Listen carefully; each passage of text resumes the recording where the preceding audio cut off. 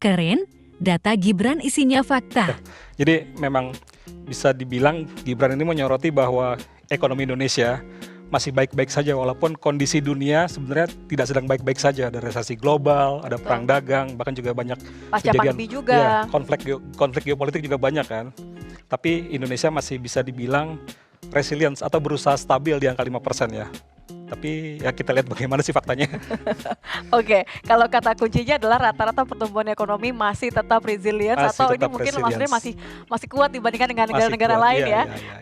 Kita akan lihat terlebih dahulu fakta apa yang ditemukan oleh tim Kompas.com. Cek fakta menyebutkan. Kita lihat kalau dari era Jokowi memang pertumbuhan ada di kisaran 4,8 sampai 5,3%.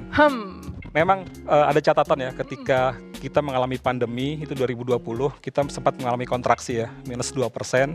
Tapi tahun berikutnya 2021 kita berusaha bangkit pertumbuhan ekonomi 3%-an dan bisa kembali resilience di 2022 5,31. Jadi memang datanya masih sesuai dengan pertumbuhan ekonomi ini.